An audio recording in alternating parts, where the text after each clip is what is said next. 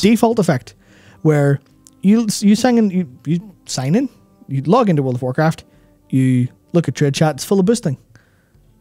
Well, that's how the game's played, I guess, from the perspective of a new player or someone who's kind of just, it's normalized in your head because it's a thing that's there. So what if trade services, which would be, I guess, either 4 or 5, what if that was off by default? What if a new player or you logged in and never saw a boosting advert again? Boosting would be less normalized, and hopefully over time the tide would turn. Hopefully. It probably wouldn't because it's so normal now, but it's the idea of you want new players to not see it. So here's the thing. Yep. Refresh me. The FF14 policy. Yes. On paid services. Yes. What is it? I actually don't remember the specifics, but I do know that basically you can do it privately, I think, and that's about it. Okay. But you can't advertise any of that shit. So, in the group finder or in chat. Do you know what Blizzard should do? Although people do advertise in chat anyway. But anyway, yeah. Blizzard should ban all forms of service advertising relating to this kind of thing. They should just take it out of 2. They should just do away with this. They should just say, fuck it. This is actually, what do we want our game to be? I completely agree. They need to get rid of this fucking pay-for-play bullshit. Boosting is such a big thing. Not because people want to boost, like, ostensibly. It's because of people don't feel they can do the content. They need to think about why it is so much more prevalent in, like, Warcraft than it is in FF. Yeah. And they actually need to tackle that. And someone might say, oh, but all the Mythic Guilds need to earn money or else they won't be able to have... Fuck them. Fuck them. And also, you control the economy. You're Blizzard. You control all the fucking knobs. You can make it so that it won't be like that for the Mythic Guilds. That's not an issue. I mean, do you just want the token money? Is that it? Because, like, we all know that boosting's bad for the game. Like, it straight up is fucking terrible for the game. It removed the amount of supply in terms of skilled, competent raiders and etc. that it pulls out of normal pugging into an echelon of paid services. See, that's the thing. That is true, right?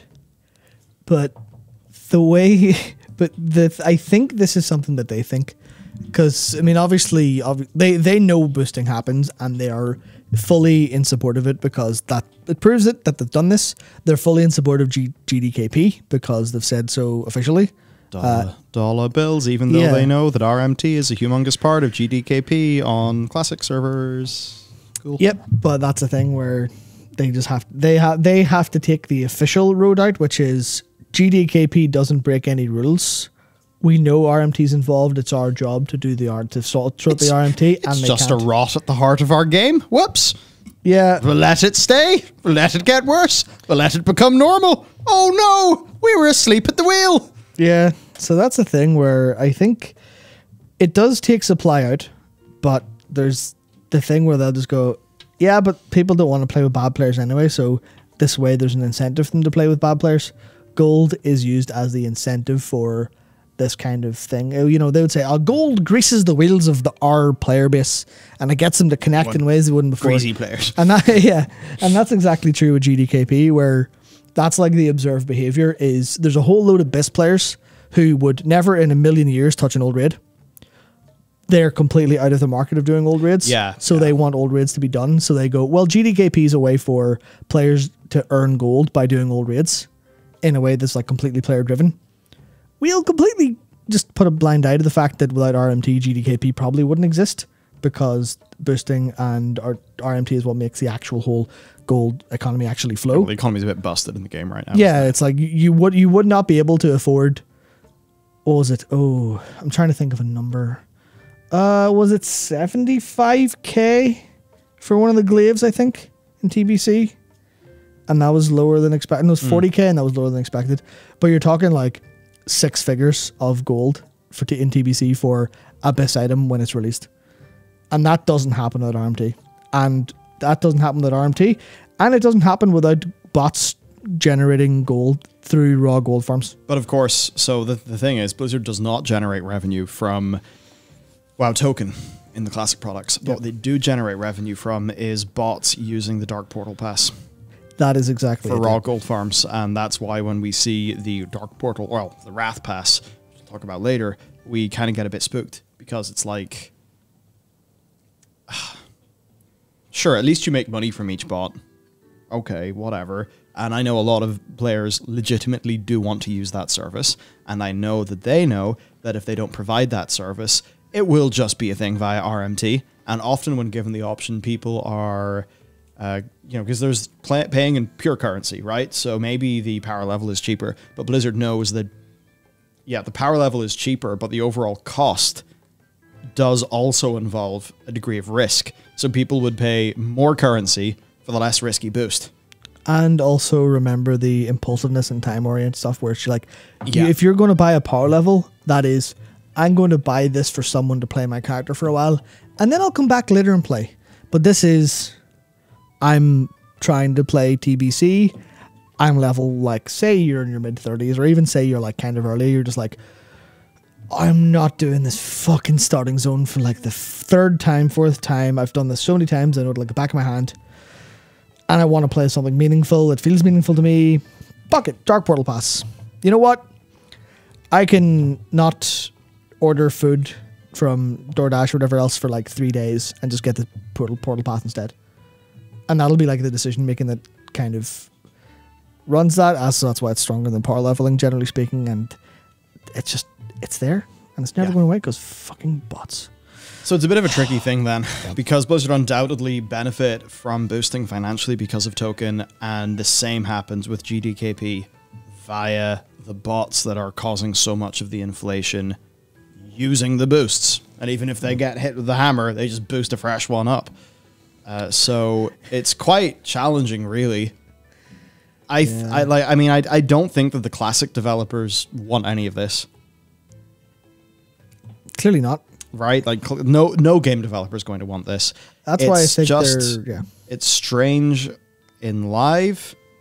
I would say it feels like they are completely asleep at the wheel for the actual problem. But instead, you know, they're kind of... They are taking, I think, a very short-term position rather than thinking about the long-term integrity of the game. And I think there's just no way to get around how a ahead-of-the-curve jailer, like, that should mean ahead-of-the-curve jailer. That you did it. Yeah. It doesn't mean that. Yeah. And a lot of people are like, yeah, but I can't get a group if I don't have the achievement. It's like, okay, that's a separate problem. But surely... completely making all of this shit meaningless because someone can just buy a few tokens and get it because they paid for it. Well, that's ridiculous. Yeah. Right? So...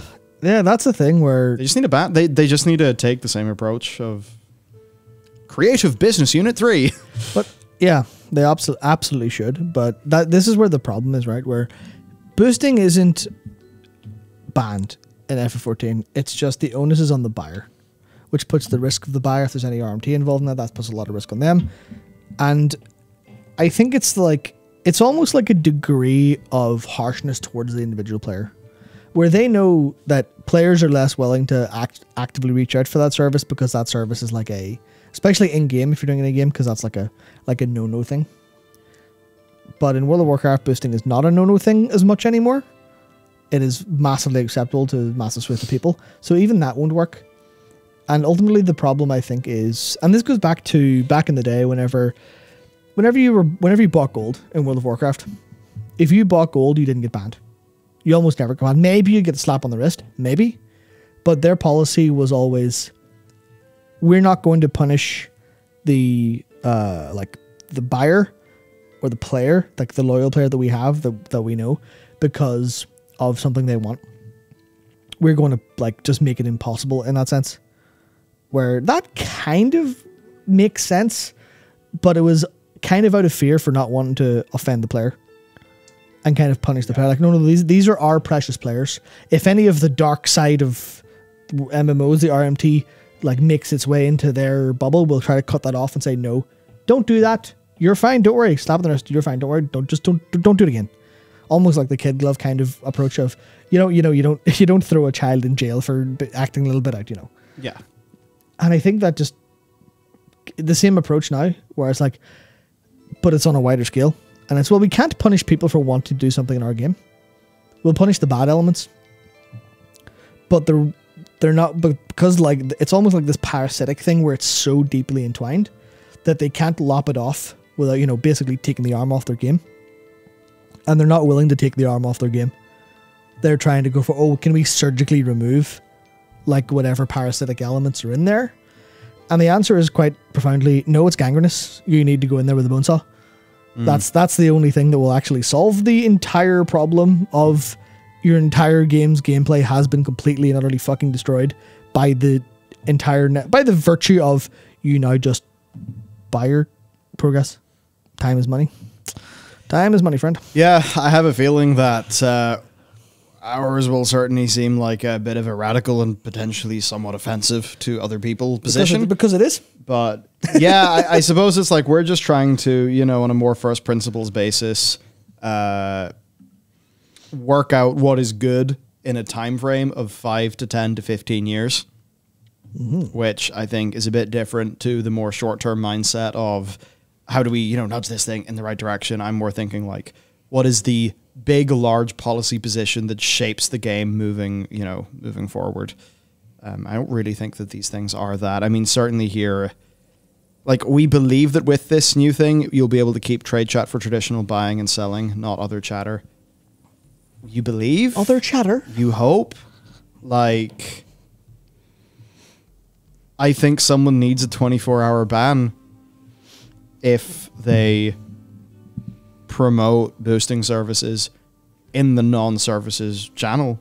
I think it is, or maybe a chat ban for a week or a chat ban for a day or something. I'd say a ban for a 24-hour ban, a week-long chat ban, and second offense a week-long ban, third offense permanent.